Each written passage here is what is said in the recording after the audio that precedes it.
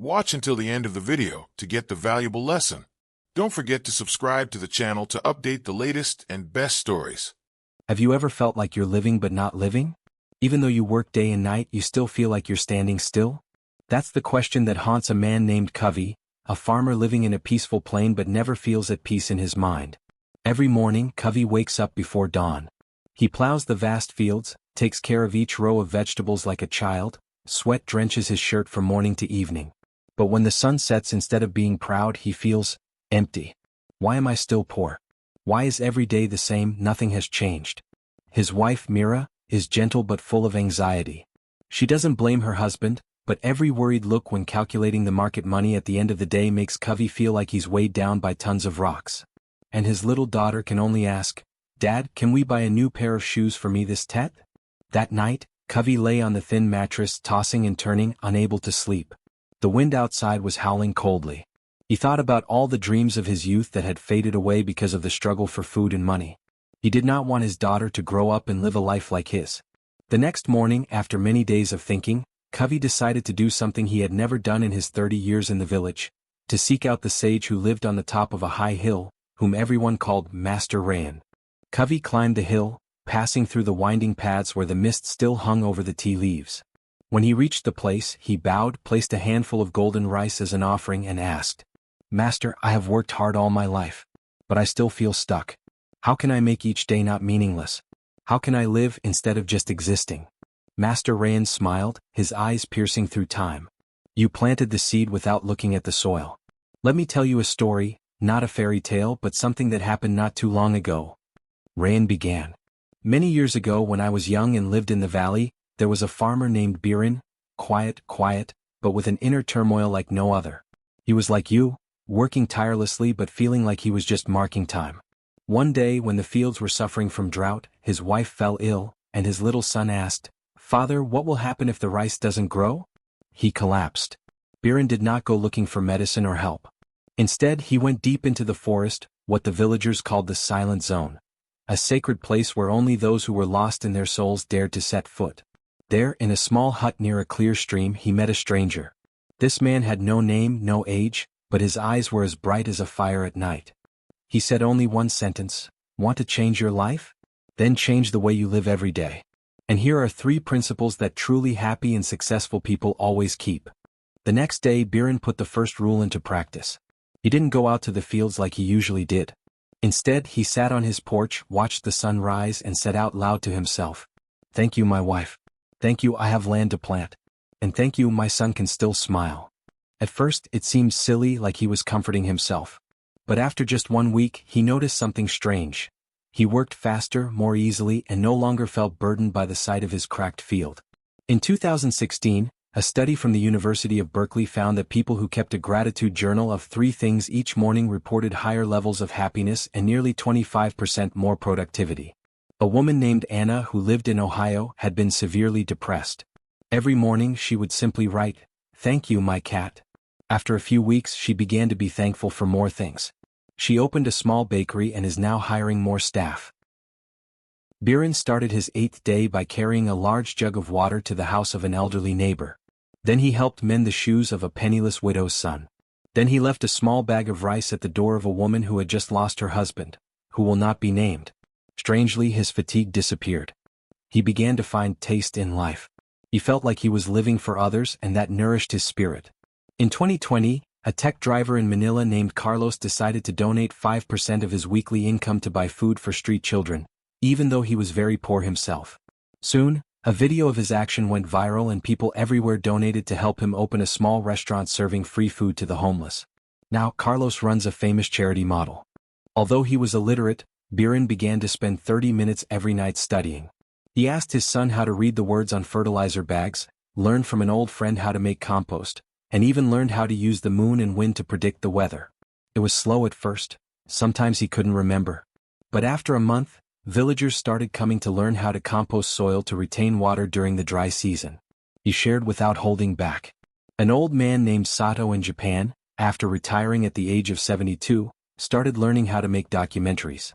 Every day he watched a new tutorial on YouTube and took notes. 3 years later, he released the first documentary about rural elderly people in Japan, and was invited to Tokyo to give a speech. No one expected a 75-year-old novice filmmaker to inspire a generation. After 90 days, Biren's farm did not become rich immediately. But his face changed. The way he spoke made others feel warm.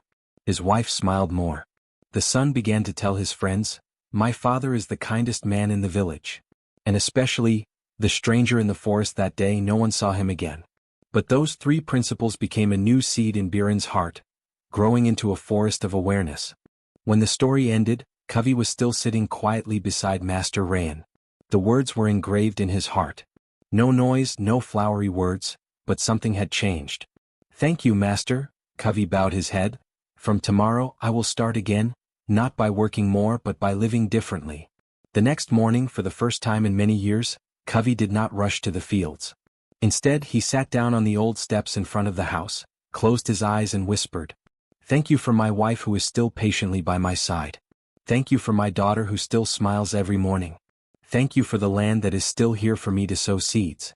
At first, Mira looked at him as if her husband had been sunburned. But after a few days she began sitting next to him. And then, her little daughter, little Ashi, imitated, "Today I am thankful for the rice cakes." Although the fields were still dry and the wind was still cold, something warmed their hearts. Covey began to find small ways to help others, without anyone knowing.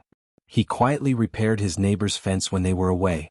He carried water for an old woman who lived alone at the end of the village. He brought fresh vegetables to his old teacher's house, who was seriously ill. One morning the neighbor came out and saw that the fence was standing. The old woman could not understand why her water tank never ran dry. And the teacher wrote on the blackboard of the village classroom, "Kindness does not need a reason. Every small act is a seed sown in the heart of others." And Covey? He smiled more. And in his eyes he no longer felt useless. Covey took out old farming books that he thought were for the educated. He started reading a few pages each night. Some days he could only understand 2 sentences, but he persevered. Then he learned how to compost kitchen waste. He learned how to intercrop to preserve the soil. He even learned how to use his phone to keep a crop diary. His little daughter saw this and said, "Dad, you study like I'm in 2nd grade." The whole family burst into laughter, for the first time in months. Not everything was easy. One day Covey woke up feeling tired and thought, "What can I be grateful for when the rains never come?" Once he helped someone but they didn't say thank you. Sometimes he read and read but couldn't understand the new method of making biofertilizer. But then he remembered what Rayan said. "You don't sow seeds today to reap tomorrow. You sow to change the soil. And when the soil changes, the season will come." So he continued. 2 months later, Covey's vegetable garden was greener than every year, despite the drought. Neighbors began to ask, "How can your plants withstand the sun?" He didn't hide it. He showed, and they followed. Some neighbors pooled money to buy good seeds together, sharing the new technique. Mira, who had always been quiet, now teaches the women in the village how to compost vegetable peels. "My husband taught me how to live again," she says. Not everything was easy. One day Covey woke up feeling tired and thought, "What can I be grateful for when the rains never come?" Once he helped someone but they didn't say thank you. Sometimes he read and read but couldn't understand the new method of making biofertilizer. But then he remembered what Rayan said. "You don't sow seeds today to reap tomorrow. You sow to change the soil. And when the soil changes, the season will come." So he continued. 2 months later, Covey's vegetable garden was greener than every year, despite the drought. Neighbors began to ask, "How can your plants withstand the sun?" He didn't hide it. He showed, and they followed. Some neighbors pooled money to buy good seeds together, sharing the new technique. Mira, who had always been quiet, now teaches the women in the village how to compost vegetable peels. "My husband taught me how to live again," she says. 15 years later. The small village has changed dramatically: new roofs, paved dirt roads, a library in the school, and lush green gardens stretching out like carpets. Covey, now an old man with gray hair, sits on a bamboo chair under a mango tree, his eyes looking out to the horizon. In his hand, he holds an old notebook, the first page of which reads, "3 principles make a life." Little Ashi is now a village teacher. She brings along a small student and asks him, "Grandpa Kiran asked me, how can I live a meaningful life without being rich or famous?" Covey puts the notebook on her lap, smiling gently. "When I was young I asked that too. But I looked in the wrong place.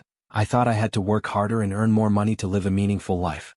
Until one day I met someone who told me a story." Covey began to tell the story of Master Rayan, about the three principles: gratitude, kindness, learning. But this time he told it with the eyes of someone who had gone through it, lived it, failed, and then stood up by it. Little Kieran listened, his eyes lit up. "Grandpa, so, if I am grateful every day, help others and learn something new, then I will be successful in the future?" Covey smiled, stroking his messy hair. "No one can guarantee that you will be successful like people say. But I am sure, you will be peaceful, profound, and truly happy. And if you live well every day, your whole life will naturally become something beautiful." Covey's story spread not because he spoke well, but because he lived truly. The young men in the village no longer left their hometowns to seek their fortune in the city. They learned the craft from the land, from the trees. The Village Women's Association created a 365 Days of Gratitude group, sharing one good thing each day. The village school had a special lesson every morning: what I learned yesterday. No need for signs, no need for media. The small village became a place of healing for people from all over. Covey doesn't write books. He doesn't have a title. But his old notebook, where he records every single thing he learns, every single word of gratitude, every single action he takes each day, is kept as a treasure in the village library. A faded piece of paper is framed at the village gate, and it reads, "Instead of looking for something big, live each day well. Every day is a seed. If you plant it with love, gratitude, and curiosity, your whole life will be a forest full of meaning." Dear friend, you may have felt as exhausted as Covey, feeling like you're getting nowhere despite your best efforts. But life doesn't require you to do extraordinary things. It only requires you to live each day well. Every morning when you wake up, be thankful for what you still have. Every day do one good deed, no matter how small. And don't let a day go by without learning something new, from books, from others, or from your own failures. You don't need to change the whole world. Just change the way you live each day. And then, the whole world inside you will change.